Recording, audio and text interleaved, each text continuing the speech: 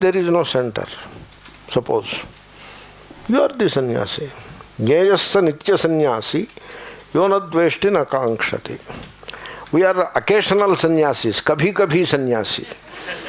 Whereas he is a nitya sannyasi who doesn't have that center. Because dvesha and kama or kanksha, they fix that center. They create that center. Therefore, we are examining that center called ahankara and mamakara. In the absence of that center, you are Brahman. It is flip-flop. So, you have that center, you have a jiva. You get rid of that center, then who has to get rid of that center? So, don't create an anyonyashraya there. Don't create a mechanism by which you defeat yourself. Don't do that. There is no who. There is only getting rid of the center. There is no who. Okay? So don't try to create another loop there. Thereby, you conclude that you cannot get rid of the center. Then you have reached a very bad conclusion which will hurt you. That center is not always there in you, with you. When you sleep, it is not there. When you meditate, it is not there. When you laugh heartily, it is not there. When you cry bitterly, it is not there. It is not there. Quite often it is not there.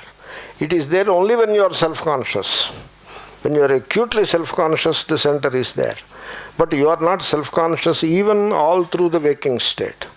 There are gaps when you are not conscious of yourself as a center, that me and mine. In those gaps, what are you? Therefore, the center, it is possible to get rid of. You get rid of it. Who is that you? Don't ask these self-defeating questions. See to it that it is got rid of. And then what? Then you are the Brahman. That important, that nirmamo nirhankaraha expression is, it is a direct stepping stone to Brahmanhood and moksha. Sashanti madhigachyati. Therefore, this ahankara is put in place. So even ashrama can contribute to ahankara. You have to be very wary of all these things. So, and then your friendship with bigwigs, that could be a source of ahankara. Like, I know Yogi Adityanath. That may be a source of arrogance for me. Or I have met Narendra Modi ji. That could be an arrogance. Or I had been with Swami Chinmayananda ji for 30 years. So now what are you now? Why are you a bag of bones still? So this kind of association with big wigs, and you create an ahankara out of such association. And then power. So you hold power in your hands for whatever reason, and so that makes you a very arrogant person, an ahankari. And then bhajan means, I have done 24 lakhs Gayatri Japam. That is ahankara. And then tyaga, you have given up. So, one Mahatma was telling, we have given up so many things to become sadhus. Hemant Swamiji, what do you say? Is it not so? I said, I don't talk like that. You should not. You have not yet given up, that means. You have not yet given up, you know. Because you are still talking of giving up this, giving up that. Suppose you do Sannyasa Jayanti every year. Means what? In 1995, on January 12, I have given up my wife and my 2 sons. Now, did you give up? Is that giving up? People are crazy, I tell you. So the one who is performing, if the devotees perform, that is fine. But if the gentleman himself is performing his own sannyasa jayanti, means the sannyasa abhi tak pakka nahi hai. It is not, he did not digest it yet. The food that you have digested, it doesn't remind itself to you. The food. Suppose in the night you eat food, and early morning it tells you, yesterday night I have eaten dosha. I can see that early morning 5 o'clock. Oh my God, that means that food has become poison now. So it must have been digested by now, but still it is sitting there. So all these things are very bad. You should give up all these things. So maybe I am talking in a very rather unconventional way. I am conscious of that. But I thought of it and decided not to change the way, just be natural.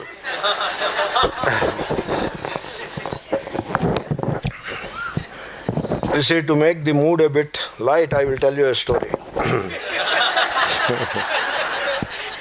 Two monks, the Zen monks, or this many people know this story.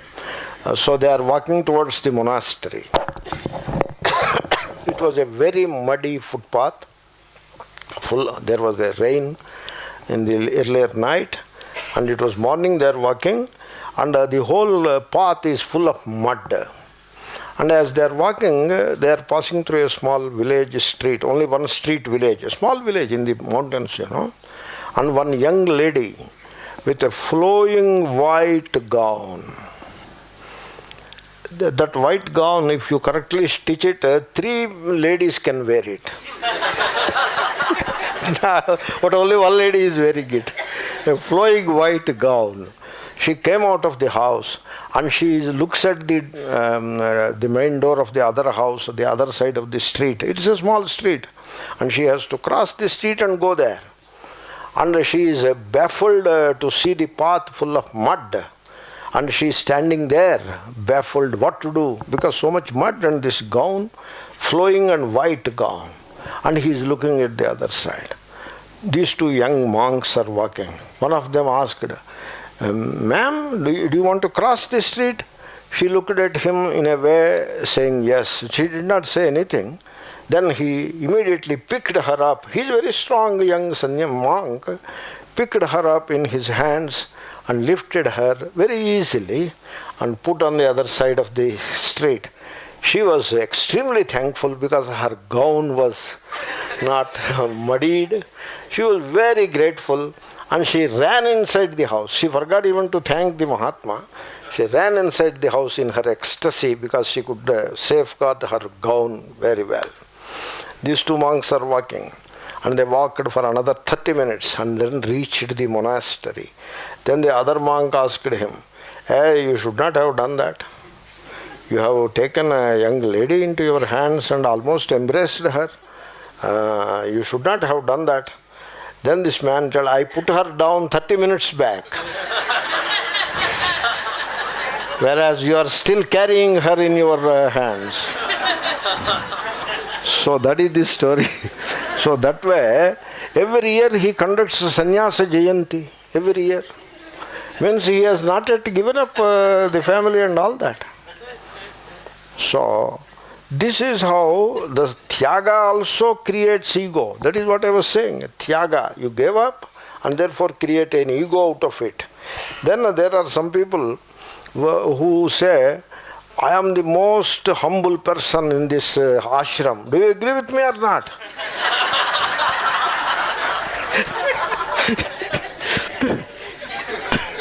You must agree, I say.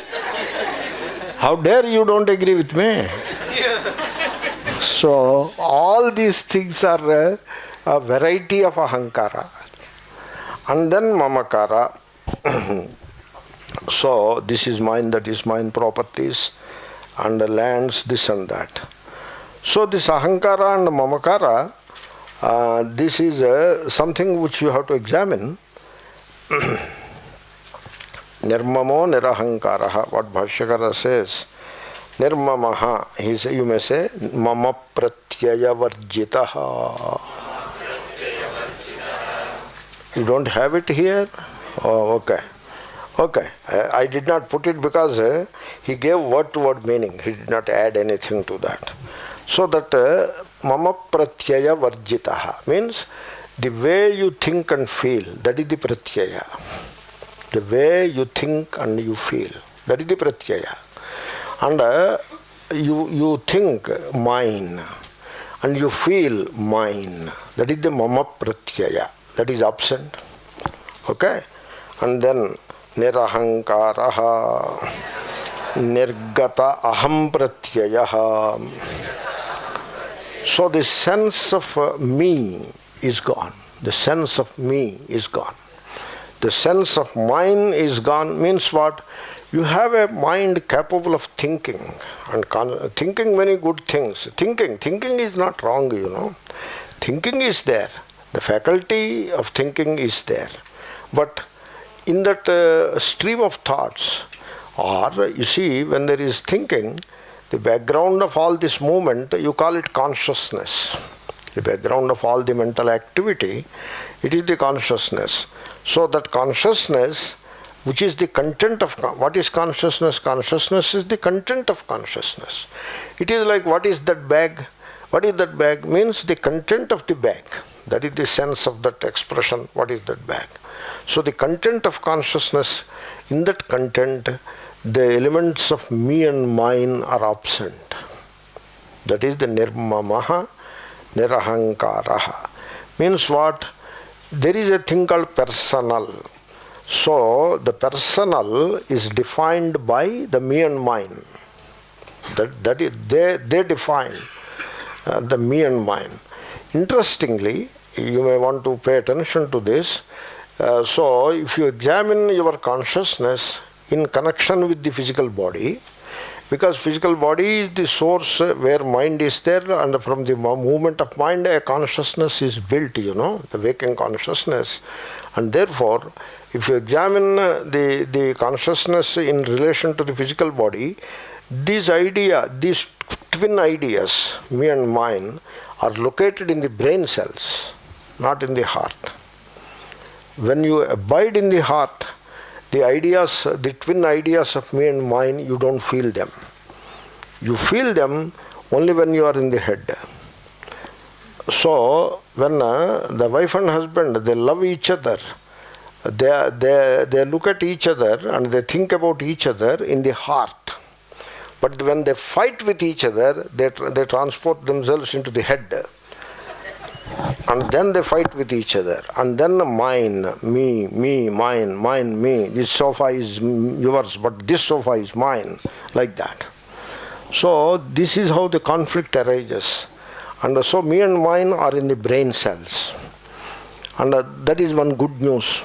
They are not in the heart. That is one good news, you know. Means with some caution and with some perseverance, it is possible to get rid of them. Because it is only purging of the brain cells. That is all you have to do. The heart is safe. So, getting rid of the me and mine is simply, it can be called going beyond the personal. That is the personal. Me and mine constitute what is called the personal. You just go beyond the personal. In every situation, try to go beyond the personal. Suppose you are facing a situation. You don't face the situation as in terms of a personal. With the pressure of that personal, if you face the situation, you will suffer. And you tend to make mistakes also. Just go beyond the personal and see what happens. So, you see, you imagine that you are born, you are going to die, you are a body, and so on. This is how you become a personal. And then you believe that you possess things and you possess the people also. This is how the personal is put in place. So for a change, just try, make a beginning. It is not as hard as you think. Just go beyond the personal. Suppose you are interacting with a person, another person, and he asks you for something, or you are talking with him about something. See what is good for that person. Hitam. You think, in your thinking, his welfare must occupy the primary place. You think good for him. In doing so, you go beyond your personal. Now, where is my personal equation in that context is not important. What is important is what is good for the other person. This is a hitachintanam. So when you think what is good for the other person, my emotions, my hurt, my comfort zone or my benefit, etc., all these things I keep aside. They are pushed aside. I go beyond the personal. You can do that. And then think in terms of the welfare of the other person only. You do that. When you do that, you are already free from me and mine. So, it is possible to do that. Because ego, the me, is a mere habit. It is not intrinsic to you. You are Atma, you are not the ego. But you are habituated to think as an ego. That is the problem. That is how the brain cells are hardwired. That is the expression. You are hardwired to think in terms of me and mine. So go beyond the personal. Because ego is a mere habit. It is built on memory. And it is prompted by desire and fear. That is how it operates. Therefore, you ask the question, who am I? Don't identify with this ego. And so what is beyond this personal? The personal is obvious to you. It is the immediate and you are aware of it. But what is beyond the personal? You go beyond. This is how you can neutralize the me and mine to a large extent. And that becomes, life becomes very simple and easy. And light becomes laghu. Laghu is light in English. So nirmamo nirahankaraha. I am done with it more or less, but I may come back to this nirmamaha nirahankaraha and make a few more remarks before I move forward tomorrow morning class. Om Purnamada Purnamidam